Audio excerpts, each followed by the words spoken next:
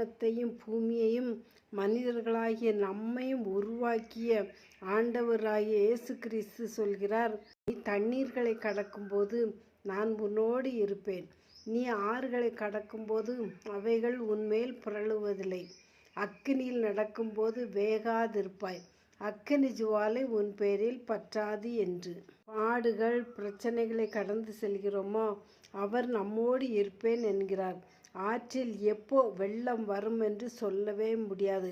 அப்படித்தான் வாழ்க்கை பயணமும் சமநிலையில் அமைவது இல்லை.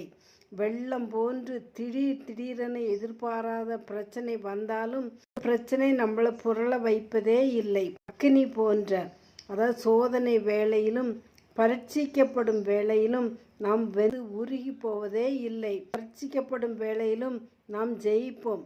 அக்கினியின் தீப்பொறி நம்மேல் பற்றி எந்த தாக்கத்தையும் ஏற்படுத்தாது. ஏன்னா அவர் நம்மோடு இருக்கிறார், வாக்கு பண்ணுகிறார். வாக்கு மாறாத தேவன் நமக்கு வாக்கு பண்ணுகிறார். ஆமென். அல்லேலூயா.